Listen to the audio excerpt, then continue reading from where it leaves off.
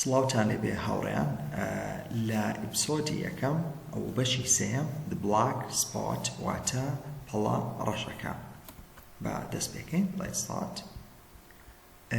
The Black Spot واتە پەڵە ڕەشەکە. At about midday I went to see the captain. واتە لە نیوەڕۆژ بووم چوون بۆ ئەوەی کە کاپتن ببینم. ئەمە جیم وا دەڵێت. He seemed both weak and excited. پێدەچوو هەم لاواز بێت هەم دڵخۆش بێت. Jim, he said. وتی جیم ئەمە کاپتن دەڵێ. Every month I've given you a silver fourpenny. واتە هەموو مانجێ من چار پێنی زیویت دەدەمێ. You'll bring me a little drink of rum now, won't you? تۆ کەمێک لە شەراب بۆ دەینی وانە؟ ئەمە لێرە کاپتن داوا لە جیم دەکات کە کەمێک شەرابی بۆ بێنێ و بێم نەتشی دەکات لەبەر چونکە دەڵێ من هەموو مانجێ چار پێنی زیوت پێ دەدەم. بەڵام لێرە سەیری کە جیم دەڵێ The doctor I began واتە وتم دکتۆر ئەوە ئاگادارکردنەوە چونکە دکتۆر پێشتر ئامۆژگاری کرد بۆ ڕێنمایی کرد بوو کە شەراب نەخواتەوە ئەگەرنا تووشی جەڵدە دەبێتن. He started to swear and then said دەستی کرد بە جوێندان و وتی What does that doctor know about life at sea? ئەو دکتۆرە چ دەزانێت دەربارەی ژیان لە دەریادا؟ ژیان لەسەر دەریا چ دەزانێت؟ I've lived on rum. من لەسەر شەراب ژیاوم. یعنی ژیانی هەموو شەراب بووە. I tell you, من پێت دەڵێم. Your doctor said to himself one glass wouldn't hurt me. دکتۆرەکەت پێی وتم کە پەرداغێک لە شەراب زۆر ئازارم ناداتن. I'll give you a golden guinea for some, Jim. لێرە پێی دەڵێت من گینیەک لە زێر ینی گینیەکی زێڕینت پێ دەدەم. جەست هەندێک ینی دەڵێت تەنها بڕۆ هەندێک شەراب بۆ بهێنە. گینی ئەمە پارێکی کۆنی بەریتانیا ناونیشانی کە پێی دەوترا گینی. گۆڵدن گینی واتە گینیەکی زێڕی پێ دەدا ئەگەر بێت و جیم هەندێک لە شەرابی بۆ بێنێ. I want what you owe my father, that's all, I said. لێرە جیم پێی دەڵێ تەنها و پارانەی کەوا قەرزاری باوکم و پارانەی کەوا بە قەرز لەلاتەی باوکم هەر ئەوانم دەوێتەوە هیچ کەم مەدێ پارێکم مەدێ. For he had been very slow to pay us. لەبەرەوەی زۆر بە هێواشی و بەخاوی پارە قەرزەکانی دەداوە بە ئێمە. I'll get you one glass and no more. تەنها یەک پەرداخت بۆ دێنم هیچی دیکەت بۆ ناهێنم. ئەمە جیم بە کاپتن دەڵێت. When I brought it to him, کاتێک بۆم هێنا, he took it quickly and drank it down. زۆر بە خێرایی وەریگرت و زۆر بە خێرایی خواردیەوە. He said, that's better. وتی ئەوە باشرە. How long do I have to lie here? چەند پێویستە من لێرە بمێنمەوە و لێرە پاڵ بکەوم. A week at least, I said. جین پێی دەڵێ بەلانی کەمەوە تۆ دەبێ هەفتەیەک لێرە پاڵ بکەوی بمێنیەوە. I can't do that, he cried. هەواری کە من ناتوانم. But he was too weak to get up. بەڵام ئەو زۆر لاواز بۆی هەڵبستێتەوە. And he lay back for a while in silence. بۆ ماوەیەک بە بێدەنجی بە ئارامی پاڵی داوە. Jim, he said after a time. دواتر وتی Jim, it is my old sea chest they want. ئەمە دەڵێ سندوقە دەریاوانە کۆنەکەمە کە ئەوان دەیانێ. مەبەستی چیە ئەوان؟ مەبەستی چەتە دەریایەکانە. ئەوە بە جیمی دەڵێ کاپتن دەڵێ ئەوان ئەم سندوقە دەریایە کۆنەی منیان دەوێتن. If I can't get away, ئەگەر من نەمتوانی ڕابکەم دەربازم بێ, you go to the doctor. بە پسەر سەیدەکەی قسە دەکا دەڵێ تۆ ئەو کاتە بڕۆ لای دکتۆر. بڕۆ لای دکتۆر. ئەگەر من نەمتوانی تۆ بڕۆ لای دکتۆر. Tell him to bring the magistrates here to the Admiral Benbow to get all of old Flint's crew. پێی بڵێ بە دکتۆر کە چێ بینی ئەفسەر بێنێ ئەفسەری پۆلیس یاخود دادپرس بێنێتن بۆ ئێرە بۆ ئەدمیرال بێنبۆ بۆچی بۆ ئەوەی تاقمە کۆنەکەی فڵند هەموو بگریتن بەسی ئەوەیە کە پۆلیس بێتن هەموو تاقمەکەی فڵند دەست بەسەر بکرێن. all of them that's left هەموو ئەوانەی کەوا ماون لە ژیان I was Flint's first mate لێرە کاپتن وەسفی خۆی دەکا دەڵێ من هاوڕێی یەکەمی فلنت بوویمە and I am the only one that knows the place تاکە کەسم کە دەزانم دورگەی گەنجینەکە لەکوێیە he gave it to me when he was پێدام کاتێک ئەو he was dying کاتێک ئەو لەسەر مەرگدا بوو ئەم شوێنەکەی پیشاندام و ئەو نەخشەکەی پێدام but don't tell the doctor unless ئەمە لێرە گرینگە دەڵێ بەڵام بە دکتۆر مەڵێ هەتاوەکو چی unless they get the black spot on me هەتاوەکو ئەوان بەسی چەتە دەریایەکانە کە پەڵەڕەشەکەی بۆ دەهێنن or یاخود unless you see that black dog یاخود تاوەکو تۆ black dog دەبینی or the sailor with one leg یاخود تاوەکو تۆ دەریاوانە یەک قاچەکە دەبینی یاخود بەو مەرجە تۆ بە دکتۆر دەڵێ کە سێ خاڵی کە باسمان کرد هەتاوەکو ئەوان پەڵە ڕەشەکە بۆ کاپتن دێنن یاخود هەتاوەکو تۆ کە بلاک دۆر دەبینی ئەو کات یاخود کە چەتە دەریایە یەک قاچەکەت بینی ئەو کات بڕۆ بە دکتۆر بڵێ But what's the black spot, Captain? I asked. بەڵام وتم بە کاپتن پێم وت black spot چیە پەڵەی ڕەش چیە That's a sort of warning made هاوڕێ ئەمە زۆرێکە لە ئاگادارکردنەوە warning واتە ئاگادارکردنەوە If I get the black spot ئەگەر من پەڵە ڕەشەکە بەدەستم بکەوێت It means they are coming to get me and what I've got واتە ئەوان دێن بۆ لای من و هەموو ئەو شتە دەبن کە هەمە مەبەستی چێ ئەوان چەتە دەریایەکانە Keep your eyes open, Jim. دەڵێ چاوکراوە بە جیم and I'll give you half of everything. I promise you. بەڵێنت پێت دەم کە نیوەی هەموو ئەو شتانێک کە هەمە پێت دەدەم. کۆمەڵە بەڵێنێکی پێدا لە سەرەتاوە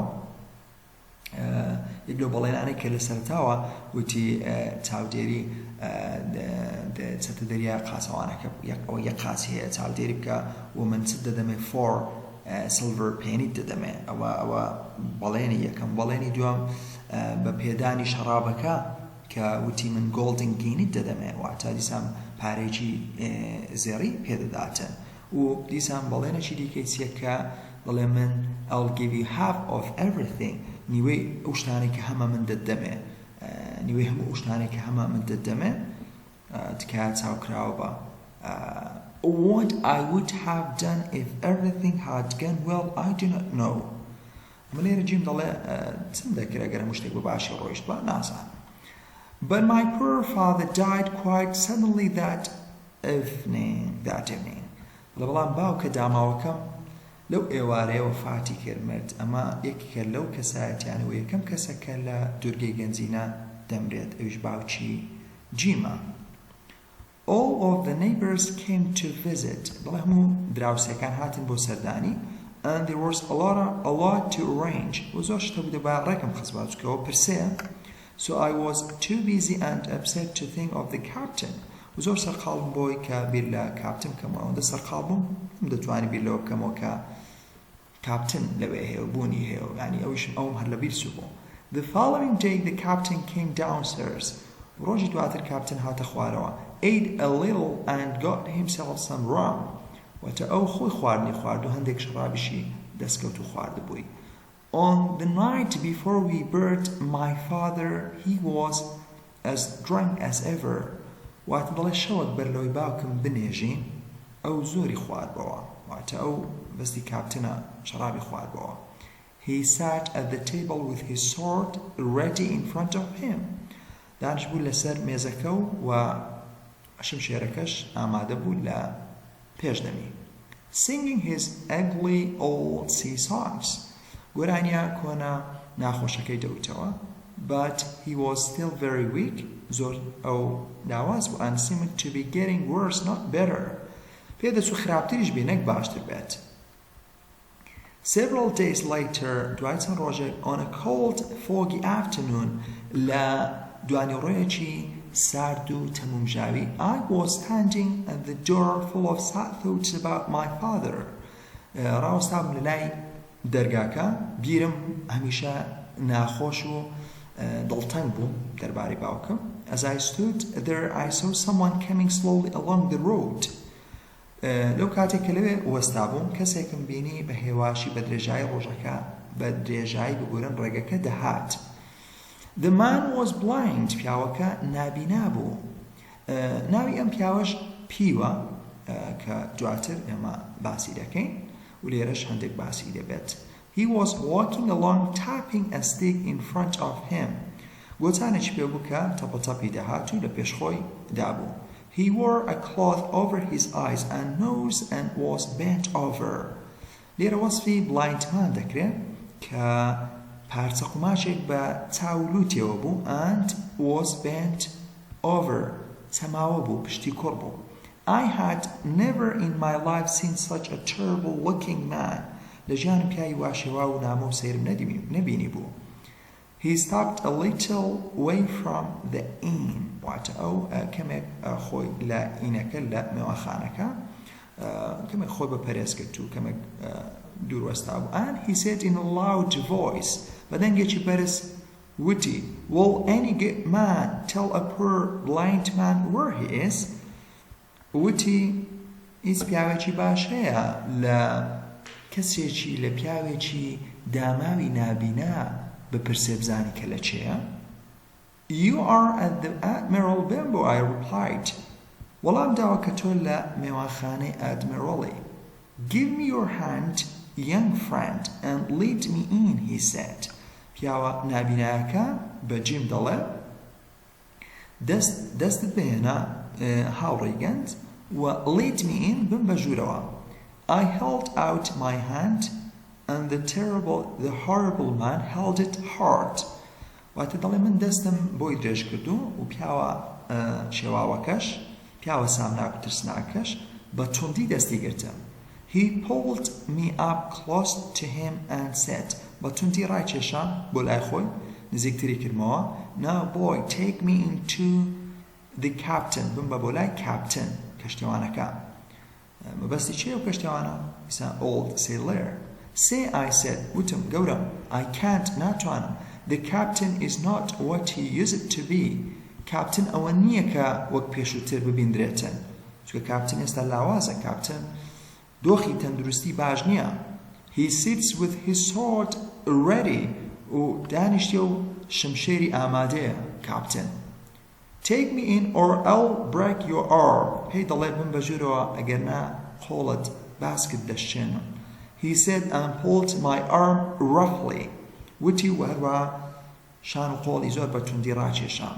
It was the hardest, coldest voice I had ever heard. دەڵێ ناخۆشترین و ساردترین و سەختترین جۆری دەنگ بوو کە من تاوەکو ئێستا بسپیتم. I was so frightened. زۆر ترسام that I led him into the room where the captain was sitting. دەڵێ من زۆر ترسام کە ئەوم بردە ژوورەوە لەو شوێنێکەوە کاپتن لێی دانیشتووە. The poor captain lifted his head. کاپتنی داما و سەری بەرز کردەوە. And it was easy to see that he was very frightened. وەروها بۆ ئەو شتێکی ئاسایی بوو کە زۆر بترسێت و زۆریش ترسا. Now Bill, sit where you are, said the man. ئەمە پیاوە نابیناکە پێی دەڵێ Bill, Captain Bill, لە شوێنی خۆت دابنیشە. Hold out your left hand, boy. بە کوڕەکە دەڵێ کە جیمە بە جیم دەڵێ پیاوە نابیناکە پێی دەڵێ دەستی چەپت بهێنە. Take his left hand and bring it near my right hand.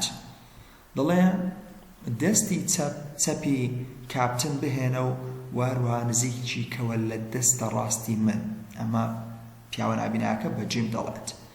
We both did what we were told. ئەمە ئەوەمان کرد کە پێمان وترا بوو. And I saw him put something into the captain's hand. ئەوم بینی کەوا شتێکی خستە ناو دەستی کاپتن which quickly closed on it. و زۆر بە خێرایی داشی خست. The blind man suddenly went out of the door. پیاوە نابیناکە زۆر بە خێرایی لە دەرگەکە ڕۆیشتە دەرەوە. I stood without moving. من وەستان بەبێ جوڵە and heard him and heard his stick go tapping down the street. دەڕۆیش بۆ خوارە و شەقامەکە کە دەنجی گۆچانەکەش ئەوە تەپەتەپی دەهات. The captain looked down into his hand. Captain سەیری دەستی کرد. 10 o'clock, he cried. کاتژمێردە هاواری کرد. I've got 6 hours. 6 کاتژمێرم ماوە. He said and tried to stand up.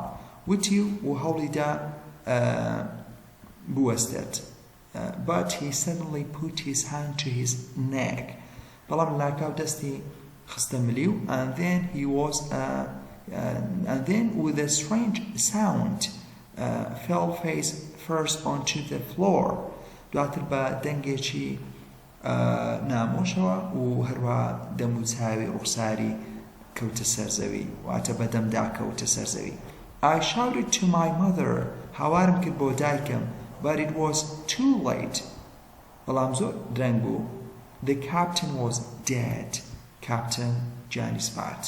ئەمە دووەم کەسە لە ئیپسۆدەکە گیان دەسپێرێ. یەکەمیان وتمان باوکی جیم بوو، دووەمیشان captain بوو. Hope you enjoyed that video, my dear students.